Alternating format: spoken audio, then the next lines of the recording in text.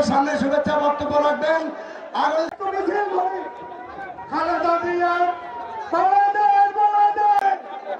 ছাব্বিশের ঘোষণার মধ্য দিয়ে আমরা বলতে চাই, আমাদের সেই নেতা আমাদের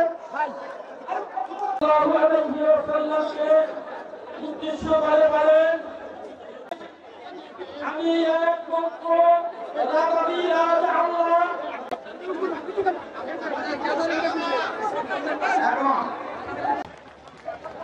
সভা শুরু হবে। সভাপতি হিসাবে এই সভায় সভাপতিত্ব করছি আমি। 4:28 বাজে, তাই না? 5:20 পবিত্র নামের মধ্যে শেষ করতে হবে, তাই তো? রাজিয়া ইউনিয়নের জন্য আপনার একটা করতালি দিবেন। 2 নম্বর 12 ইউনিয়নের ঘোষণা করা হয়ে গেল। অমুসলিম সম্প্রদায়টা ঘোষণা করা হয়ে গেল। আমি আমার বক্তৃতার সময় তাদের সবার নাম, যারা নেতৃবৃন্দরা এখানে উপস্থিত আছেন তারা আপনারা প্রস্তুতি গ্রহণ করেন। মহিলা সমাবেশ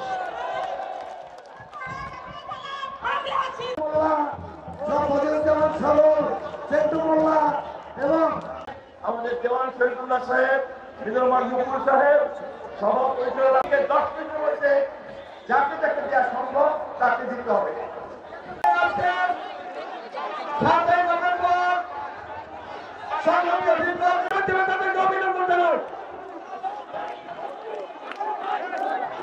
শান্তি, ওম শান্তি, ওম শান্তি, বিশ্বের সকল প্রাণী সুখী হোক। তাদের মঙ্গল করুক। পবিত্র বাইবেল থেকে পাঠ করছি।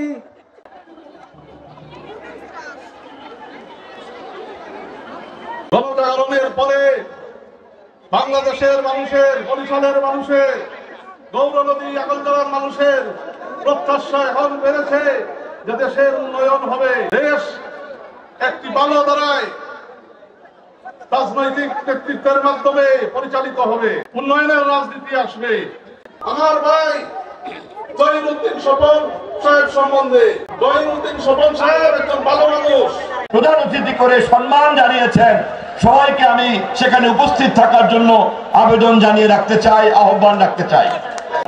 আমাদের দলের মহিলা নেতৃবৃন্দকে আমি আগেই বলেছি, আবারও বলছি, এবং এখানে উপস্থিত আপনারা পুরুষ, প্রত্যেকের ঘরের মহিলা ভোটারদের কাছে গিয়ে আপনারা ধানের শীষের বক্তব্য এবং আবেদন আপনারা পৌঁছাবেন। বিশেষ করে আমাদের মা বোনদের কাছে যারা ভেস্তের টিকিট বিক্রি করে, যারা আমাদের পবিত্র ধর্ম, কোরআন, ইসলাম ইত্যাদিকে নিয়ে বিভ্রান্তিকর ধারণা প্রচার করে, তার বিপরীতে মা বোনদের কাছে সঠিক কথা আপনারা পৌঁছে দিবেন। আমাদের এবার নির্বাচনী ভোট কেন্দ্রগুলিতে প্রতিটি ভোট কেন্দ্রে আমরা কমিটি করব। এবারে নির্বাচন পরিচালনার সমস্ত ক্ষমতা থাকবে ভোট কেন্দ্র ভিত্তিক যে পরিচালনা কমিটি তাদের হাতে। বিএনপি শুধুমাত্র প্রার্থীর সঙ্গে ওই ভোট কেন্দ্রের কমিটির সঙ্গে সমন্বয় সাধন করবে। আগামী নির্বাচন পর্যন্ত ধানের শীষকে সমর্থন করতে চায় এমনদের জন্য আমাদের দরজা উন্মুক্ত করে দিতে হবে। অপরাধ করে নাই, গুম, খুন, চাঁদাবাজি, সমাজ বিরোধিতা, নির্যাতনের সঙ্গে জড়িত না এমন আওয়ামী লীগের নেতা কর্মীরা যদি বিএনপির ধানের শীষকে সমর্থন করার প্রতিশ্রুতি দেয়, তাদের জন্য আমরা দরজা উন্মুক্ত করে দিলাম।